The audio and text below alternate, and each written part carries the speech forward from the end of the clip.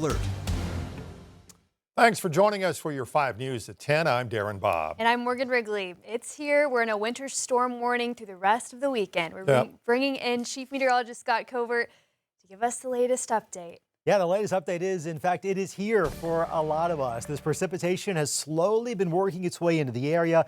We got a big old batch of moisture. There have been some really dry areas here locally, dry air mass above us. So it's taken a little bit of time for that moisture to start to move in, but you can see clearly it is. This is live Doppler radar right now. Just got a report from Faith in Boonville of some sleet mixing in there. Widespread activity now falling across Scott County, LaFleur County. In fact, I'm looking at our Eastern Oklahoma Medical Center camera there. Decent amount of precip falling. This is all lifting here towards the north and east, and it's only the leading edge of our first round. I want you to keep in mind a couple of things.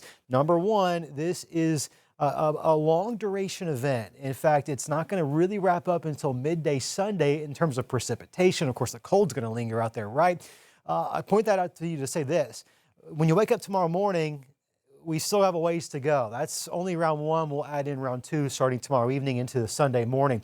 In terms of current temperatures, I want to show you this. We're well below freezing in Northwest Arkansas. Things are going to be sticking. And as of the last 5 minutes, we're now at the freezing mark in Fort Smith and Poto. Those road conditions will continue to deteriorate rather quickly. 9 to 14 inches across the purple area here, which now extends further south of I-40. 5 to 9 for our folks here in blue.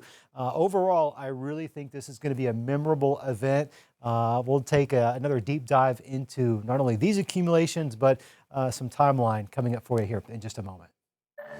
All right, we've got team coverage throughout the region tonight, but first we want to explain some of the science behind why total amounts have been changing throughout the week. Yeah, no one better to explain all this and get nerdy with us than our winter weather expert, Noah Simmons. And give us a breakdown as to why we see such a... Right, so I will say I'm not an expert necessarily. This is my first winter storm in Arkansas. Yes, he is. Mind you, I just like crunching the numbers, and it's kind of been interesting what's happened the last couple of days. And if we kind of look at least we'll look at liquid amounts and kind of at least what we're forecasting for liquid in terms of frozen precipitation, and you kind of look at our future liquid precip. This is going to be falling as frozen precip. Obviously, if you melt it down, this is the liquid you're talking about, but as forecasters, when we're trying to figure out snow totals, maybe even sleet totals, we try to figure out a good snow to liquid ratio. And this is the liquid equivalent that we're going to be seeing if you were to melt everything down. So say you had a 10-to-1 ratio. So say for every 1 inch of liquid, you'd be talking about 10 inches of snow. That's usually a good rule of thumb sometimes. I think, that might be a good rule for this winter storm around. So for example, you take Fayetteville, maybe use a 10-to-1 ratio. Now this is just one ensemble. Think of it as a mean. You kind of get to about just over a foot of snow for snowfall accumulations. Now, things get a little bit interesting when you factor in sleet because sleet does not have anything close to a 10-to-1 ratio. Sleet has a different density than snow, and it accumulates much differently than snow. Think of sleet as like a 3-to-1 ratio. So it stacks up not as efficiently as snow does. Now what we've been changed, or what really the changes that's been happening in the forecast for the last day or two is that snow-sleet line that we've been talking about.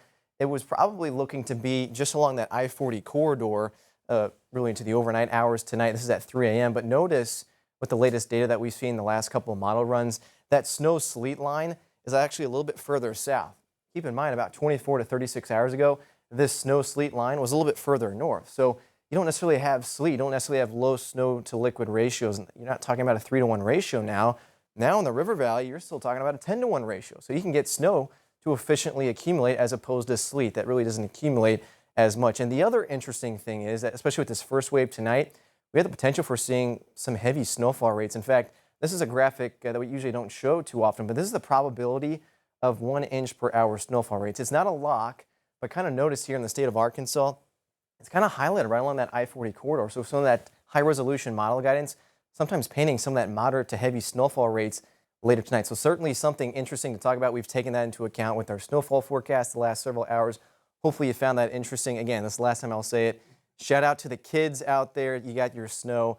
Obviously, it's going to be cold out there, so make sure everyone stays warm and safe out there, and give yourself ample time if you do have to travel this weekend.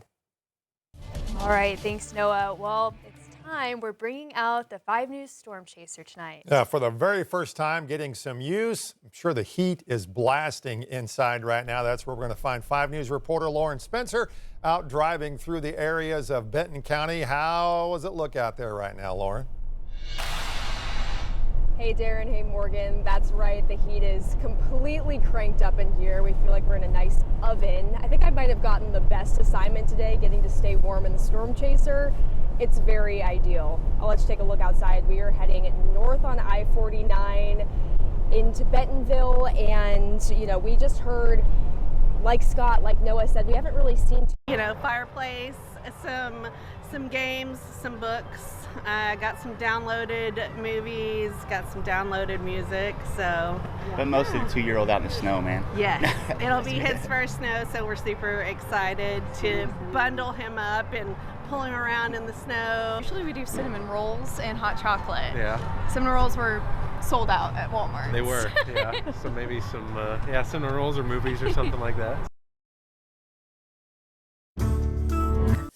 All right, we'll get back to Lauren and the Storm Chaser in just a few moments. As we've been talking about the last couple of days, road crews have been working days ahead of what's finally creeping into this area. Yeah, they've been telling us they've been pre-treating the roads with brine ahead of the precipitation, of course. 5 News reporter Laura Castleman has been in Sebastian County all day today. Laura, how's it looking out there now? Yeah, Darren and Morgan, here in Sebastian County, the snow is slowly starting to trickle in. I've seen little trickles here and there, but not big snowflakes yet. But that means that road crews are going from response mode to full-on go mode. Sebastian County Emergency Management has been keeping a close eye on the winter weather coming in, preparing the roads starting 3 days ago with Beat Solution. Officials say getting a head start is key to keeping the roads as safe as possible. With snow now sort of falling, they recommend everyone stay at home and off the roads unless absolutely necessary, and to have things like water and blankets and things on hand in case of a power outage. We always recommend 72 hours in case of a worst case scenario to make sure they got enough supplies on hand.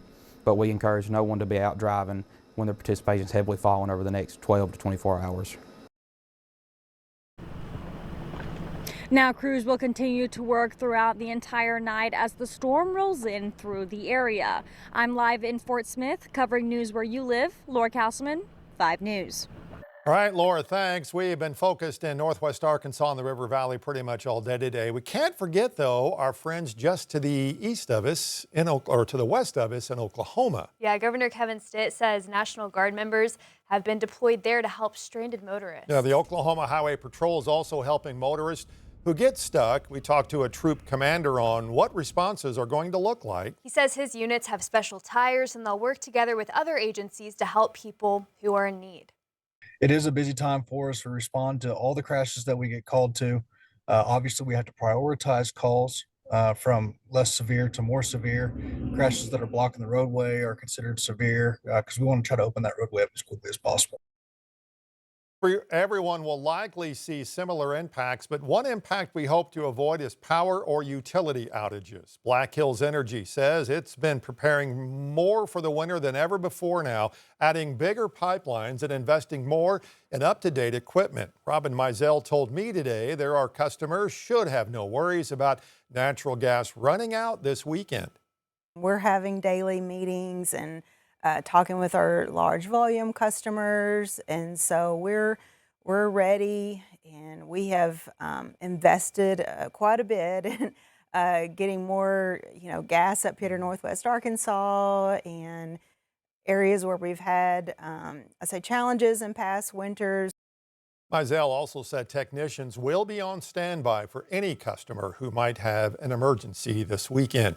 We want you to start sending in your pictures. We're going to be showing them all day tomorrow, starting at 5 in the morning on your 5 News This Morning.